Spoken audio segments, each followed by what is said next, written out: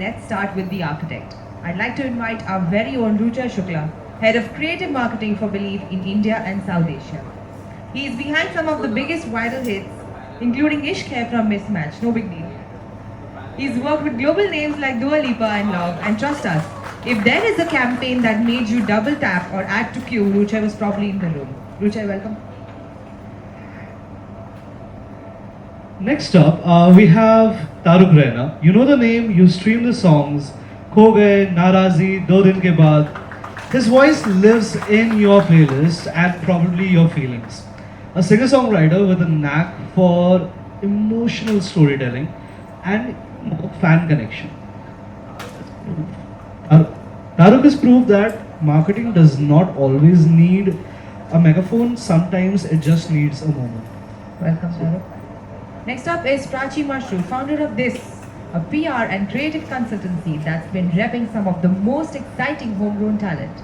She's worked with everyone from Gully Gang to Dhruv and built Girls, Girls, Girls, a platform creating intentional, authentic spaces for women in music. Hi, Prachee. Representing YouTube, we've got Sumit Singh, manager of music content partnerships. He's the bridge between artists, aggregators, and YouTube platform, making sure the engine behind your favorite music videos is running smooth, smart, and globally forward. If you've ever wondered how your music found the right audience, he's your guy. And last but not all the least, Arjun Shah, founder of Shark and Ink, the powerhouse behind some of India's biggest talent. From managing the Yellow Diaries and Lino James to building a 360-degree pop culture agency that spans live shows, Singh, touring and more, Arjun's basically built the kind of infrastructure that every artist dreams of having behind them. Welcome everybody. We hand over to Roochay, who is going to be moderating the panel. Thank you Shreya, thank you so much. Alright, how are we all doing here? Everyone, good on energy? And beat again, any Taaruk Raina fans in the house? Alright, let's go. Let's define the content bit a little bit here. Now, as per the new Luminate definition, anybody and any user that engages with an artist or an artist's content, they say that the definition is that they engage in more than 5 ways. Now these 5 ways could be your live marketing, these 5 ways could be your merchandise, purchase of merchandise, streaming, digital content or any short format content, and etc. etc.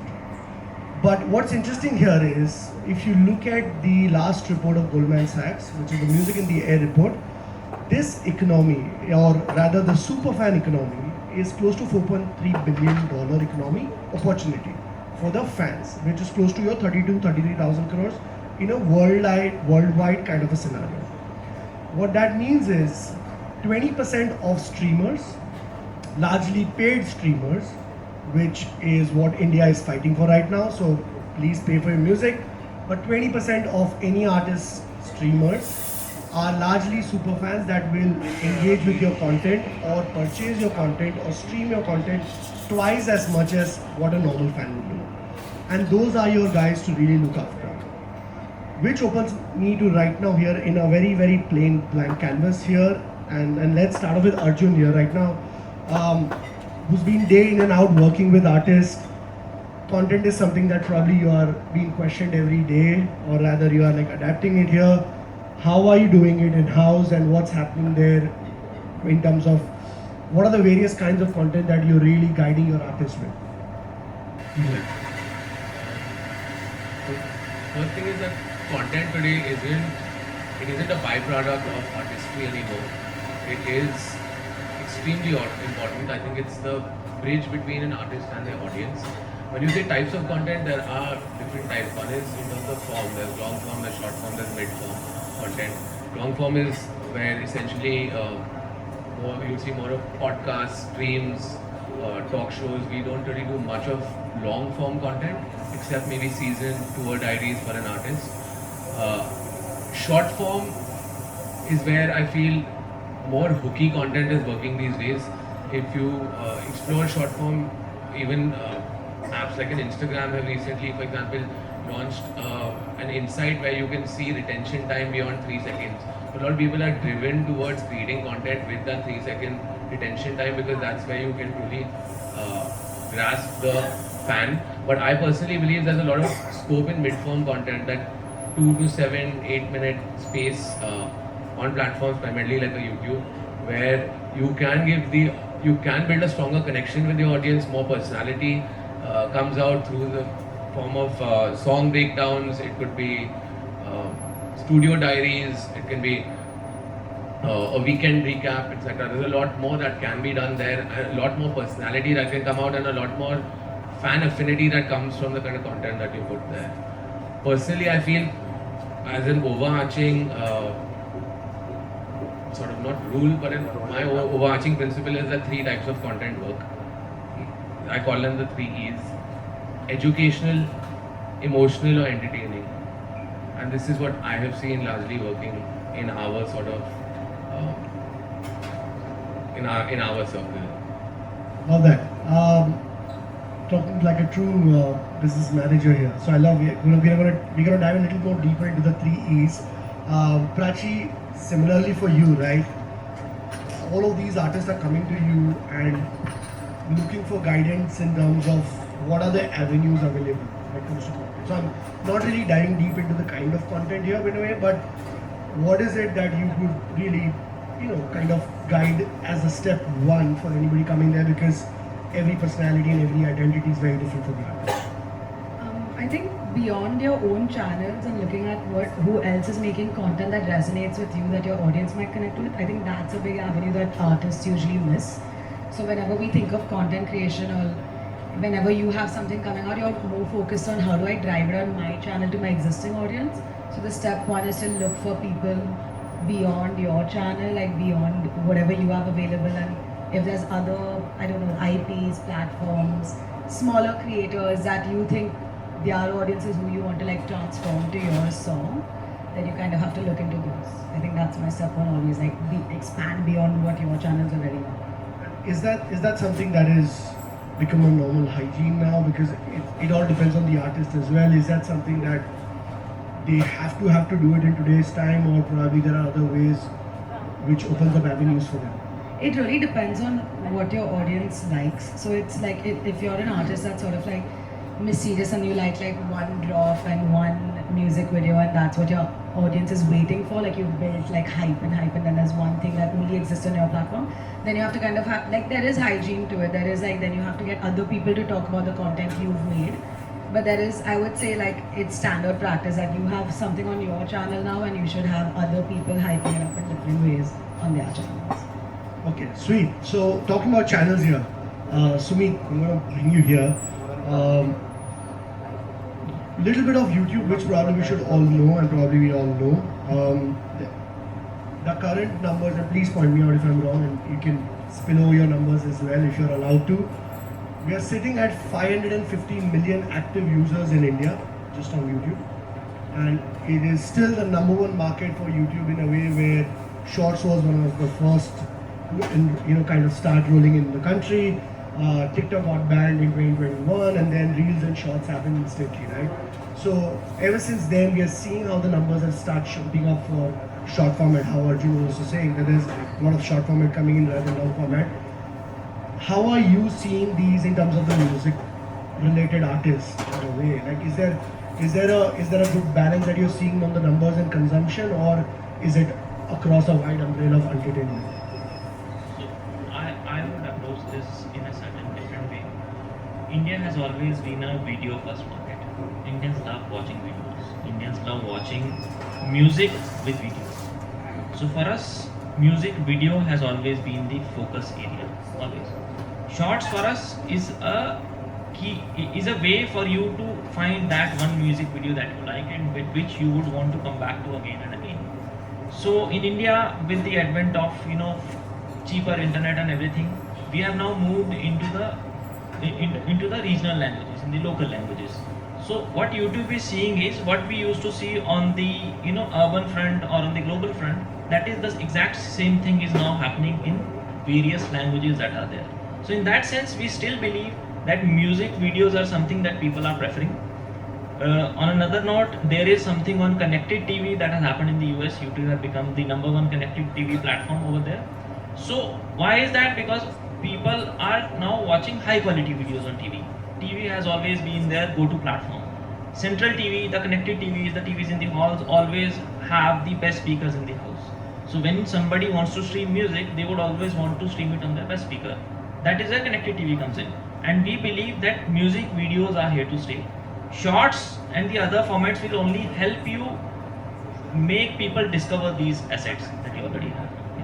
And when it comes to, like Anil said, like, it's a very interesting point of the smart TV Connect, because I think we are seeing it in house parties, people just playing songs out of YouTube playlists, right, in a way. And do you see that as a great discovery mode? Like, is there enough tools available for people to like really get their music videos out there? Yes, absolutely. So initially what used to happen was you play a video on YouTube, you start with a search, and then the algo picks up and then starts showing you the content thereafter. Then there came a time when people were invested in creating playlists for them. There are certain platforms that offer you to create playlists, and those playlists are available for other users to see and consume. YouTube also is going in the same direction. We will also have the playlists. We can also have the playlists generated by the users. At the same time, we know our algo is really good.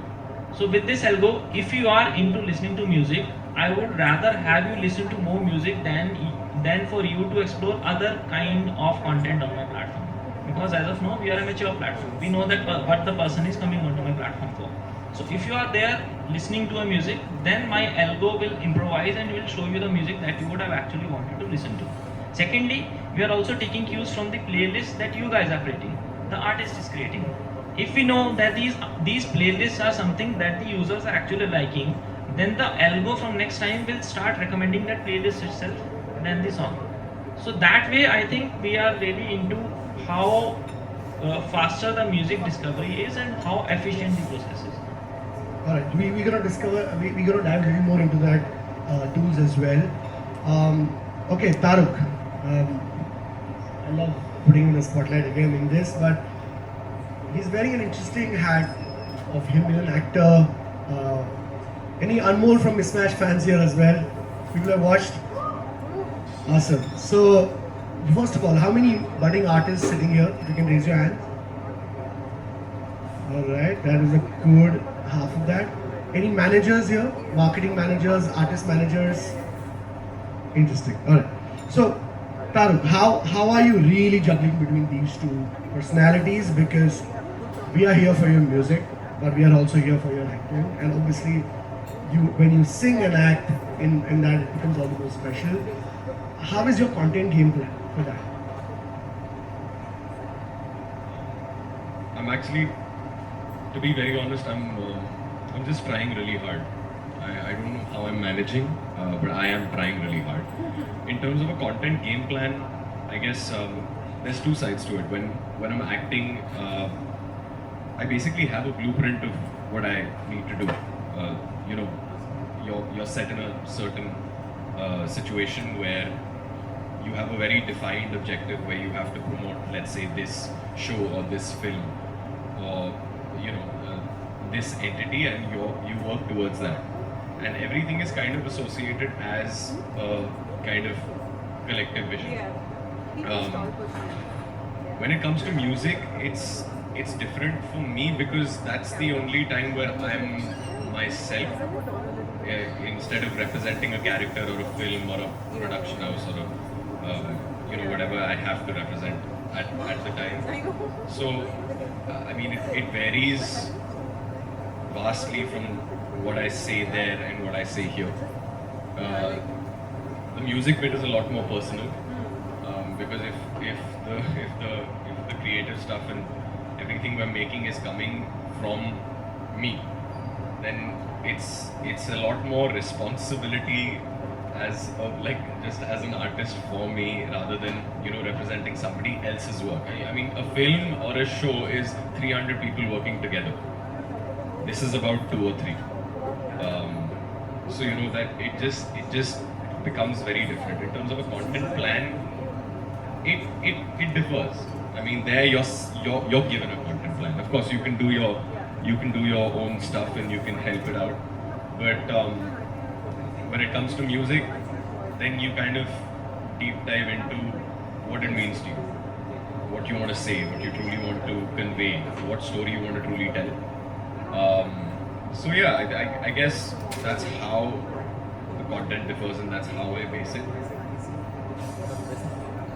Just very interestingly here, where you said that it all depends on, it's easier for you, music is more personal. When it comes to film or OTTs, obviously you have a certain direction of content which is coming to you, and you're like literally then as a vehicle putting as an out now. But when it comes to music, like does the content influence the kind of music you're making, or vice versa? So in a way it does. I feel like because of how we in the writing process of music. I mean, many of you might experience this. Everyone experiences it actually. When you're writing, you're imagining. You're visually imagining what you want to say most of the times. Unless you're stuck at a word and you just have to find a rhyme and you're opening dictionaries, that's what happens. But most of the time you have a certain scenario in your head and you see this story that you want to tell in the form of music. So mostly for me, it can be anything from a dream, a fantasy, to the most dangerous one, which is memories, which kind of makes you see a picture that you've seen and you want to put it into words. And for me, almost all the time when I make a music video, let's say, I want to show the exact moment that I saw while I was writing, or while I was making that song, or while I was singing, and I want to make a person feel exactly what I felt. What that does, I think, is that if you manage to do that with utmost honesty, I think it enables a viewer or a listener or a content consumer, as we say, to kind of feel that it's okay for them to have their own interpretation. So I think that's how content influences, the plan of content influences the music you make. But I mean, you see it as content later. You don't see it instantly as content when you're creating, and then when it comes to making the content for it, you exactly go back to what you wanted to say. I guess that's how it is. Now the interlink you shared about from the sounds to storytelling to then finally building a content, because there is a look and feel or a sound to it when you're actually putting it out. Nice. Prachee, I'll bring you here. I think let's address the big sort of elephant in the room, which is not everybody is really natural at content, right? And it's something which is a big day in and out challenge, right? So, and there are so many artists. We've also worked together on many art. Other content creators that can use them in backgrounds for travel reels. There's so much different type of content. So if you're not comfortable being in front of the camera, the goal is to just seed your music in different content that people are consuming. So it doesn't always have to have the call to action, doesn't always need to be out now. It can be okay, this is a really aesthetic piece of content that just has my music in the background, and then somebody's gonna be like, that's a great song, and then they look for it naturally. So, is there a way, what you're saying is there a way for artists to do that without spending much bucks on it, or do we need to have those kind of budgets separately because everybody is starting off at some level, or at least growing from that 1,000 fans to 50,000? What's that trajectory like, or do you advise in keeping some X percentage? It's always good if you have budgets, but most of the time as an independent artist you don't. So I think honestly it's about shooting your shot, texting a creator you like, being hey, I love your content, I like this song which I've made that might work for you, can you check it out? And 90% of the time, I'm not even kidding, if the artist themselves is messaging, anybody is going to help them, because everybody is aware that these things are expensive when you don't have a marketing budget. And usually if the song resonates with somebody, no matter, I've taken on, even this, I take on projects if I just like the project. It's not always about getting paid or getting money. It's sometimes about, that's how we're in that industry. It's supporting the music you love and you want other people to love. So I think it's honestly, if you're an artist and you can also look for creators that might have like 2,000 followers, but their reels do well, and just DM them being like, hey, can you use this in your next reel? You don't know if they will, but they might. So that chance is worth taking if you don't have a budget. So Agreed, agreed. I think that's a good way to look at it, because it needs to at least come in from an artist profile, and at least needs to be out there for even somebody to pick it up. Arjun, same for you. I mean, just talk about the challenges and like whether are you doing these content situations in house for your artist, or like would you rather guide them to like a third party agency, or how are we steering those kind of day-to-day content conversations? There's no fixed formula. We have teams internally that work with the artists. There are the managers, there are content strategists, we work with editors. But it completely depends. There are some artists that prefer having complete control on their own. They prefer, like, they know what works for their audience, they know what kind of edits work, what kind of tonality, colors, etc. etc. So a lot of them prefer doing it themselves, and today I think with the tools that are available, like content can be DIY. You don't necessarily need to have big budgets. We've also shot music videos on phone cameras when nobody can tell that it's a phone camera until we specified. So today you have all the tools available. At Shark Tank, of course, we have teams that assist artists, like you rightfully said. Not all artists are good with thinking and doing content, so there we work with them on a creative way to think of how to how and what kind of content to put out, and then we structure things differently. So if we know somebody is not used to doing content regularly, they don't have the time, and they would much rather invest it in making music, we plan content shoot days, maybe 2 days a month, where they're told what they need to wear. We discuss a creative idea together, and we ramp up like 4 or 5 content pieces, so you have some sustenance throughout the month. So there are different ways to tackle it. It completely depends on the artist and their sort of affinity with content and their relationship with content. With regards to challenges, there are a lot of different challenges with content. I'd say saturation is one. There's a lot of times that you'll see things and you just feel that they're so repetitive because somebody else has probably also thought of a very similar idea. Second thing would be the intent behind making content. Is it, should you be more consistent? Should you be putting out more pieces, or does quality really matter to you? So that's one challenge. Third is, I feel a lot of times artists are struggling to find their niche. They're trying different types of content to see what really resonates with their fans. To tackle that, I feel the best situation is to be as authentic as possible. Honestly, I know everybody would have heard that before, but honest content works because it sustains. When somebody discovers an artist, maybe not today, but in the future, the artists that endure are the ones that aren't doing things that are just momentary.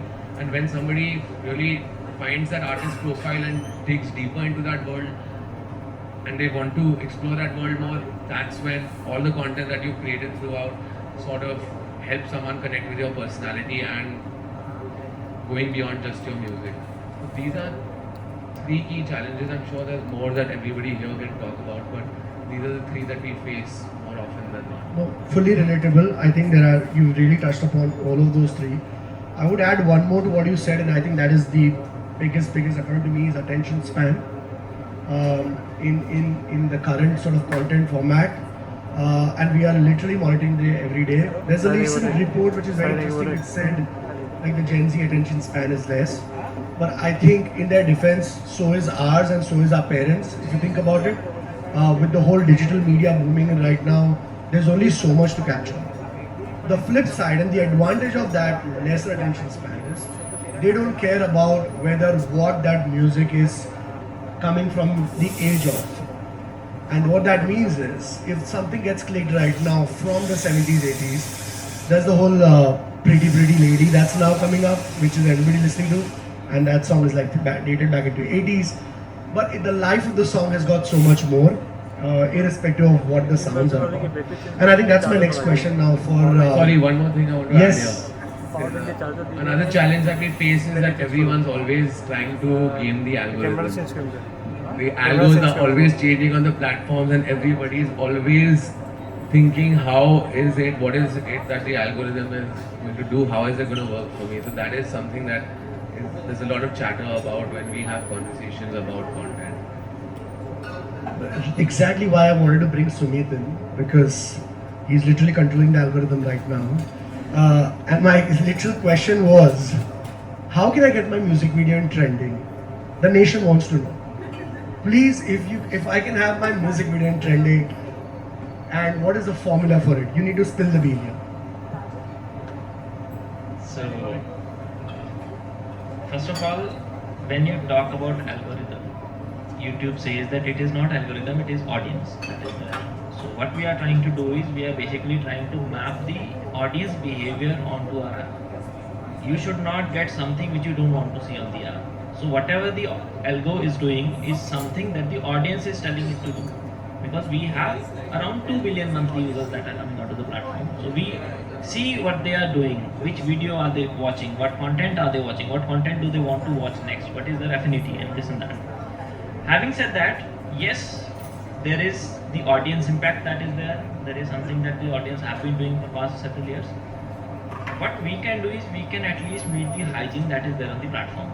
That means you have to, when you have a YouTube channel and you are releasing a new music video, you can't be expecting your subscribers or your fans or people who are maybe who might like you to just see that video on their homepage.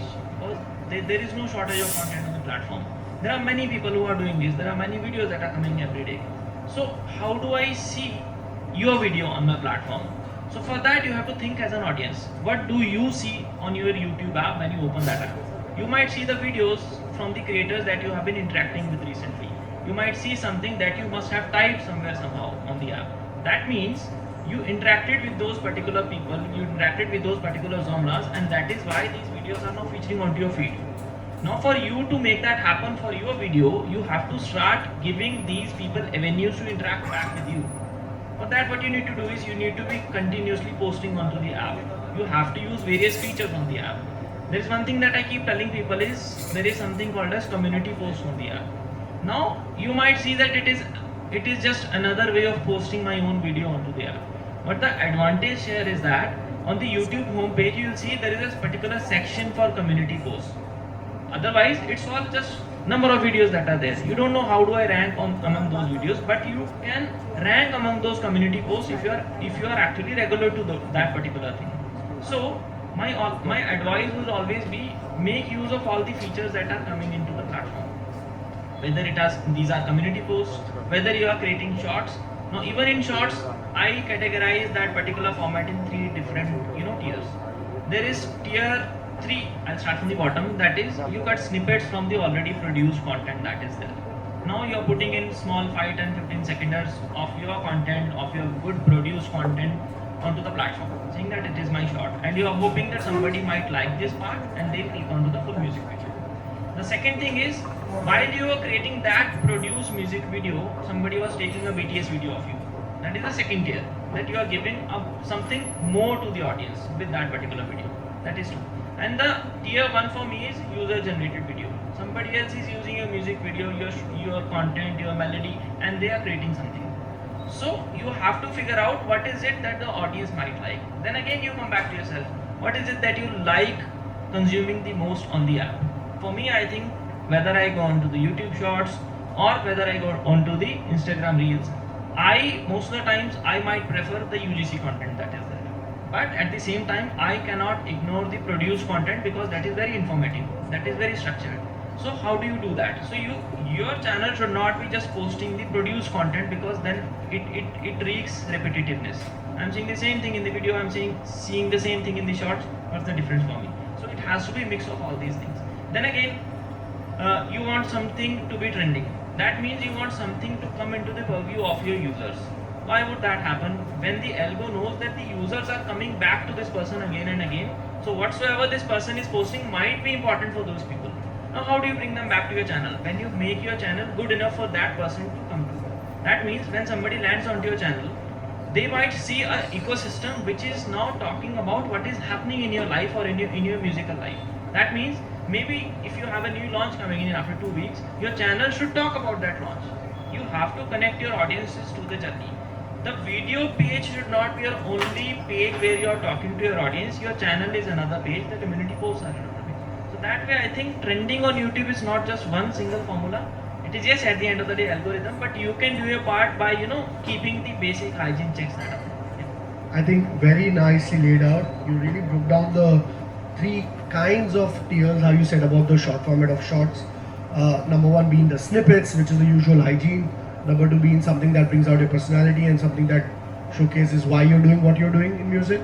And the thirdly being something that you are hopping on a trend, but making sure that you are really bringing the audiences back. Alright, that's an interesting also point to touch upon in terms of what's really working right now, and there is a whole creator marketing report in terms of the sounds. Three sounds or three genres, for the lack of the term, is really coming back in a very strong way, and that is folk, that is regional, and that is also the classical tunes of folk. Now, if your sounds are in any of those three, and to back that data up, we are seeing how the OTT songs have been in the last 6 months. Ranjan, be from Do Patti, Ishq Hai, obviously Mismatch Season 3, I'm going to shamelessly plug that again. But both of that again have made it as bigger as possible of what a Bollywood song would sound like. And why this is important to make a notice here is that both these scenarios are really telling you a very different story. There is an emotional bridge which the sounds are making now, which is really helping the titles more. And that is the reason why we are seeing how if somebody likes Ranjan more, they can go back and listen to or watch Do Patti again. It happened with Ishq Hai and Mismatch as well. And Taaruk, I'm going to bring you here as well, right? So, your sounds, right? Is there this is the music moniker here? Is there a certain sound that you're chasing from what's working in the market, or rather you would go with what your just gut feeling or an instinct is? And a follow-up question: when are we having new music finally from you? Okay, I'm just gonna talk to all the artists here with us. Now, for a second, I know this is a lot to unpack in terms of, as me being an artist, taking care of all of this stuff. I know it's important. I know it's necessary. And I know it's not the easiest thing to do with us. If we think about music, and the first thing we think about is, all of this stuff, all of the hygiene, the three formats, everything, we're not exactly business minds.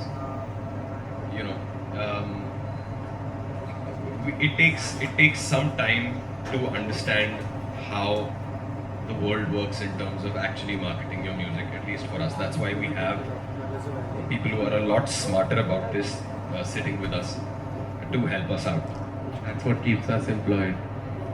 I'm glad you're employed. But at the same time, I have figured over time that there is a balance that you have to maintain. Every artist wants to do his stuff and his art and his music or his film or whatever his own way. You want to stay as pure as you want.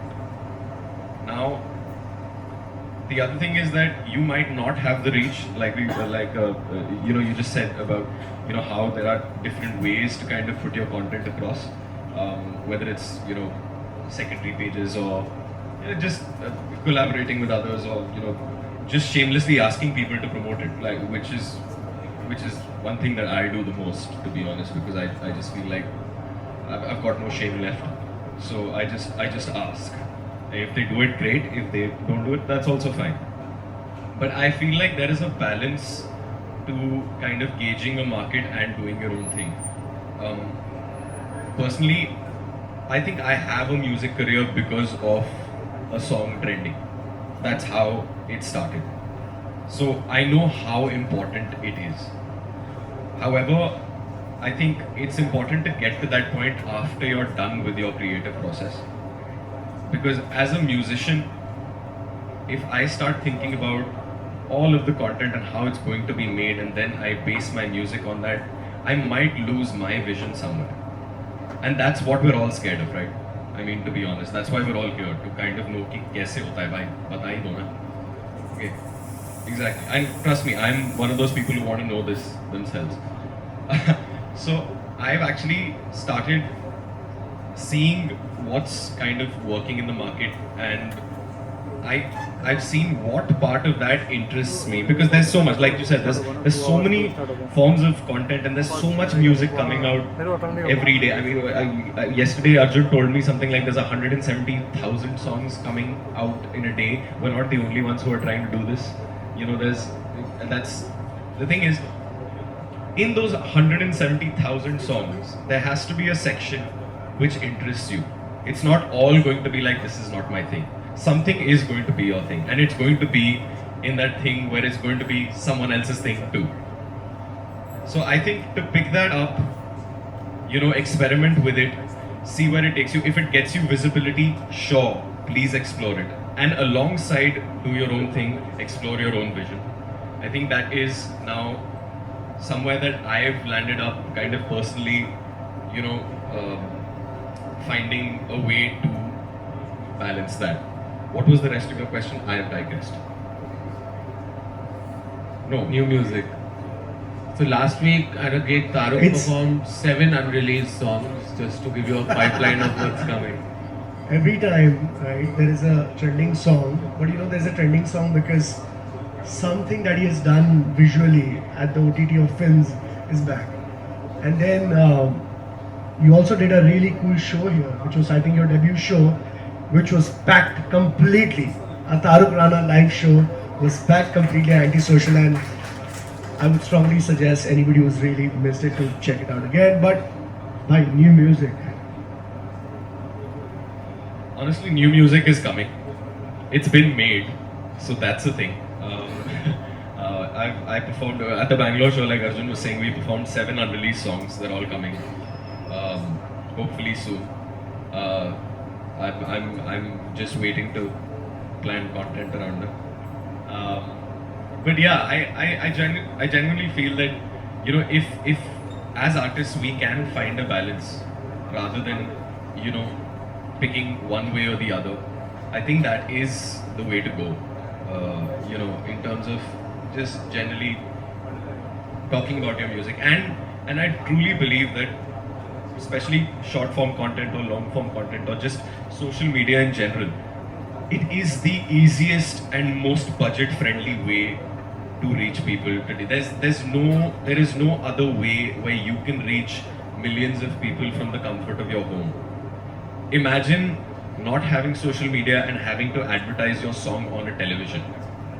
It's going to take crores and crores of money, and you know, you're kind of in a position where you're forcing someone to watch it.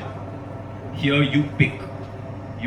It might not always click, but you try again, and one of them clicks. You know, like you were mentioning Ishq Hai. Yeah, there was a random reel that got made. I didn't even know what was happening, but apparently we were really having fun, and someone shot that video. Thank you to that person, and that really kind of helped that song elevate to another level unknowingly. So the power of it is massive, and you know, you can say a lot more than 15 seconds. You can actually talk about yourself, and you can actually reach God knows how many people. All you have to do is get them interested. And yes, you can do this after you're done making your music.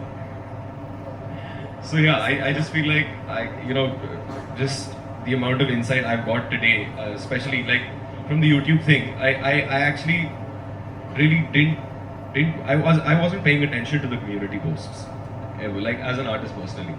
I will start to now. I really will. I mean, I feel like that's a great kind of avenue to explore. Dua Lipa has actually been quite active on YouTube, and one thing that she does is she puts everything on community posts on YouTube, so that her fans know what is happening in her life. So whatever she's posting on social, she's posting it on community posts. That way she keeps it. Dua Lipa's doing it. Thanks Sumit, thanks Taaruk. Prachee, I'm going to bring you one last time again here. You do these IPs really well. Like Girls is like a really great shout to your focus on how you're plugging in artists and like female DJs into there. Just a quick question on at this scale of the career of where the artists are right now, do you think taking something on ground or building an IP around yourself, does that really help? Yeah, 100%. Even if it's only like 15 people attending, I think nothing will beat a live experience. As much as like we're here, we're talking about content, and you should also have digital IPs, but nothing will beat a live content. That's the literal only place that you can discover music with all your attention. Like there is a reason that people go for opening acts. There's reasons festivals have new artists is because nothing will be as effective as live listening to something, in my opinion. Can it be social as well?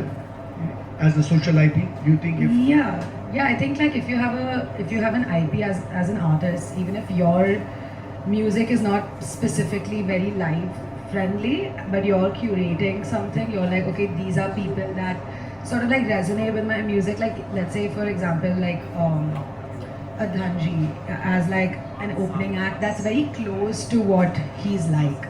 That gives you an idea, and you might know the opening act and you might not know Dhanji, but that might give you like an idea of what this person's music's like or what they like. So if I'm curating as an artist, I'm like, okay, I play like alternative hip hop, and I've decided I make English music, and I've decided to have like something like an Adi in my lineup, even if I am not performing that day. That shows somebody that okay, my artist understands what I like, and that's why I like them more. start thinking about this, guy. I fully agree with her. There are so many ways to really show your personality, but one of the ways is to really own up your hashtag or a day of the week and make this into a thing, which creators are doing it extremely well.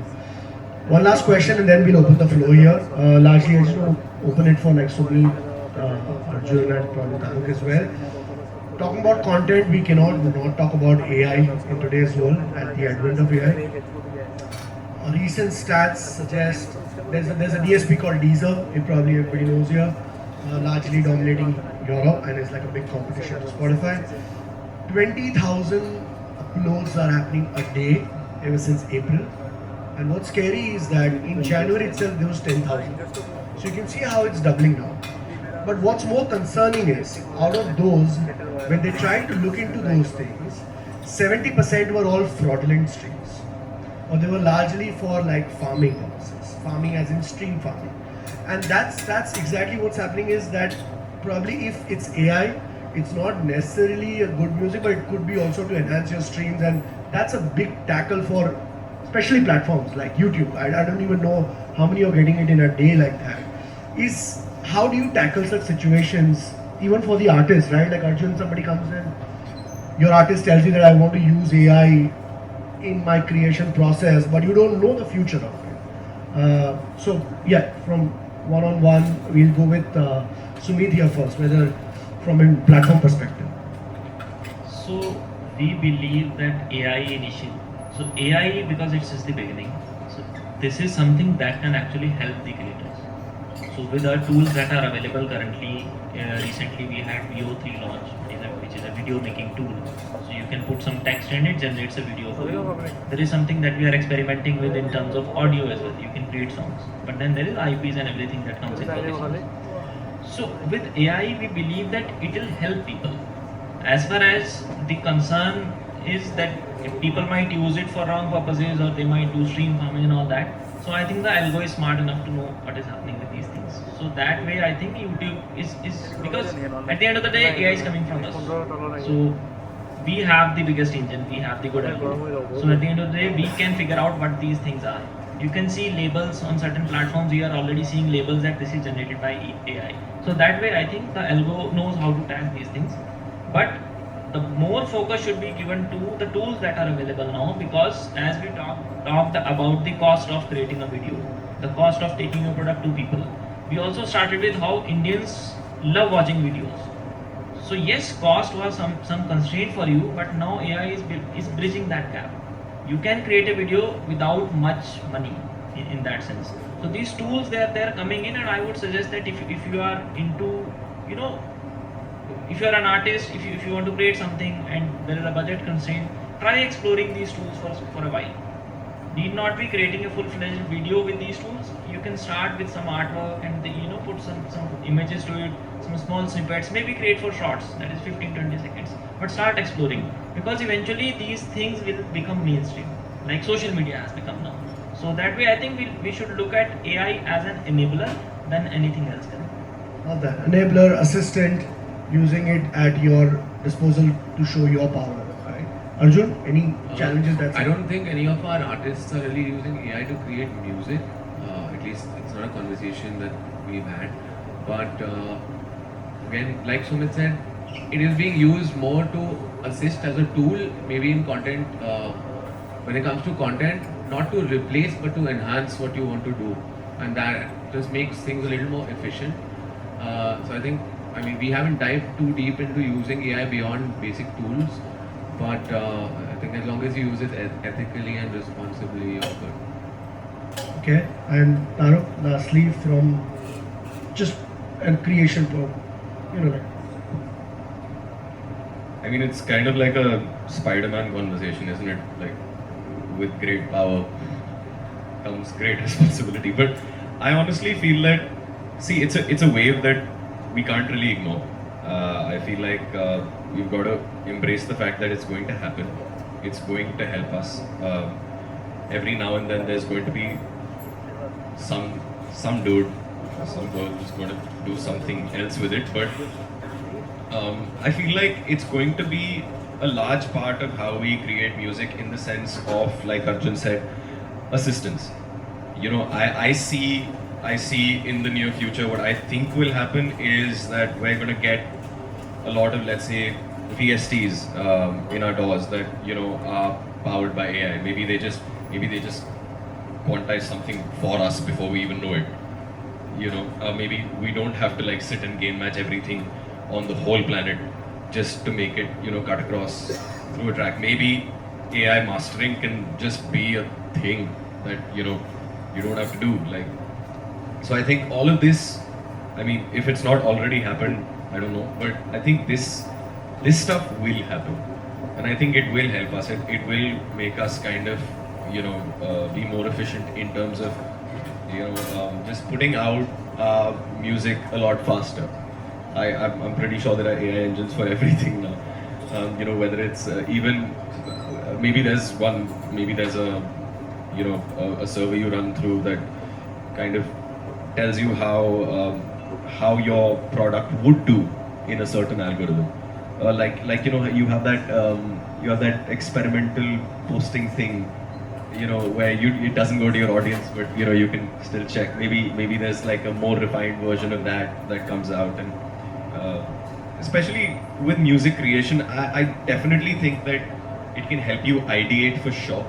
I don't know if till now any of the the music things, the AI music things, give you something very good, or something that you can actually use. But I definitely think that as artists, we need all the inspiration we can get on some days. On some days, we just can't write a word. And if there is anything to get us going, even towards our vision, I think, it's more than welcome. Well said. Thank you, Taaruk, Prachee, Sumit, Arjun. I think that's our time here, and probably we can take one question or two questions. How are we doing time-wise?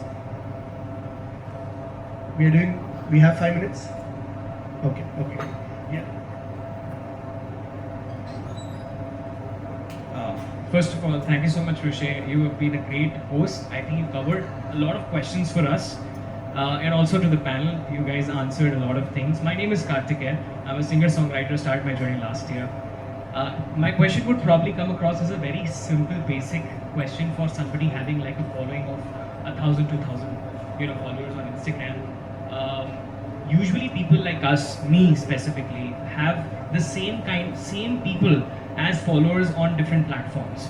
So YouTube, Instagram, X, all of the people will be watching even on WhatsApp sometimes, right?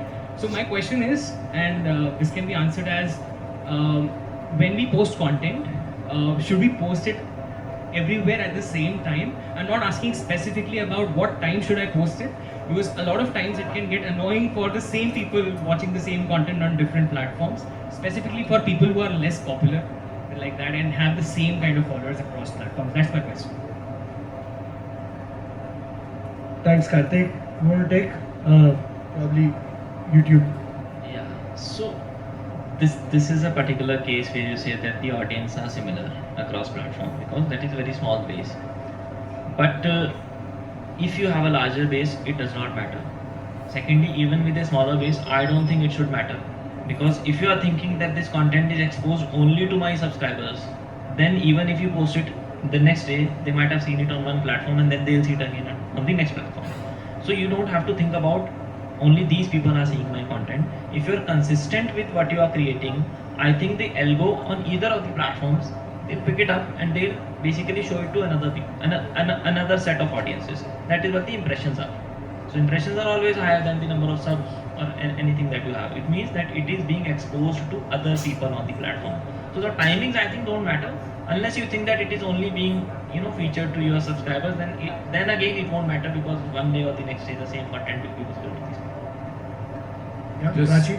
Can I just add to that? Actually, I think that you can sort of tweak all your content to the platform. Like if it's on X, it doesn't need to be a reel. So I think when you change it based on what platform you're putting it on, it doesn't feel repetitive enough. Like if you're like YouTube Shorts might work differently than Instagram Reels in some capacity. So I think if you're just making it a little bit different, it's more on the spotting theory lines where it's like you're gonna remember it because you've seen it multiple times through the day and not because it's repetitive. I feel. Firstly, if you have the same 2,000 people following you on 3 different platforms, that's highly commendable because that's not just fans, that's the first step of building community. Those people are following you on each platform, and essentially what happens with these platforms is when you post something, say on a YouTube or an Instagram, say you have 2,000 followers, not all 2,000 followers are going to get that piece of content in their feed. It's going to be a small fraction. So the chances that you end up engaging with all of them across your 3 platforms with the same piece of content is also one way to look at it. And like Sumit said, people engaging with it is going to result in more people coming across that content. Somebody who comes across it on YouTube may not necessarily come across it on Instagram. So I don't personally feel that that content can't be repeated, but yes, there should be, depending on the type of content, short form, mid form, long form, there are certain types of content that work specifically on certain platforms in my opinion. I hope you have the answer. One more question, or are we? We are going on. Out of time. Okay, guys, I'm so sorry. We will take it. We are hanging out here. But yeah, thank you so much once again, Taaruk, Prachee, Singh and Arjun, and thank you TuneCore, thank you Skillbox. And it's